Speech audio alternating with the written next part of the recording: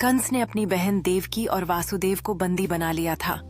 कंस को भविष्यवाणी हुई थी कि देवकी का 8वां पुत्र उसका विनाश करेगा। श्री कृष्ण का जन्म कारागार में हुआ और वासुदेव उन्हें यमुना पार गोकुल में नंद बाबा के घर छोड़ आए। जैसे ही वासुदेव यमुना पार करते हैं, गोकुल का दृश्य बदलता है।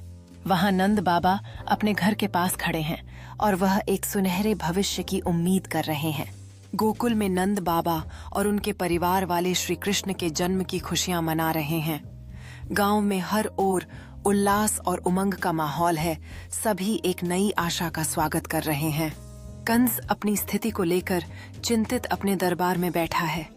वह अपने सलाहकारों से सुनता है कि कैसे भविष्यवाणी में उसके विनाश की बात कही गई है और उसकी घबराहट बढ़ती जा रही है। गोकुल के निवासियों और कंस के सिपाहियों के बीच तनावपूर्ण मुठभेड़ होती है। गांव वाले अपने बच्चे की रक्षा के लिए हर संभव प्रयास कर रहे हैं, जबकि श्री कृष्ण अपनी अद्भुत शक्तियों से सबको हैरान कर। यमुना नदी में विशैला नाग कालिया रहता था। कृष्ण ने नदी में कूदकर उस पर विजय प्राप्त की और उसके सिर पर नृत्य किया, जिससे कालिया ने हार मान ली और नदी छोड़ दी। कृष्ण ने कालिया के सिर पर नृत्य किया, जिससे भगवान की शक्ति और विनम्रता दोनों प्रकट हुई। कालिया एक हारे हुए नाग की तरह नदी से बाहर निकलता है, जबकि कृष्ण की विजय का आनंद सृष्टि में फैला हुआ है।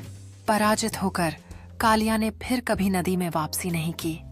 कृष्ण ने शांति और आनंद का संचार किया, जिससे यमुना के किनारे जीवन का उल्लास लौट आया। गांव वाले दीप जलाकर कृष्ण की प्रशंसा करते हैं। उनके गीत और नृत्य से वातावरण में उल्लास भर जाता है। कृष्ण की मुस्कान से यह स्पष्ट है कि उन्होंने न केवल नदी को बचाया, बल्कि लोगों के दिलों में भी प्रेम और एकता की भावना जगाई।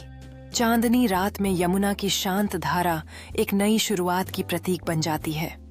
गांव की हलचल अब प्रेम और एकता के गीतों से भरी हुई है, क्योंकि कृष्ण ने उन्हें संकट से उबार लिया।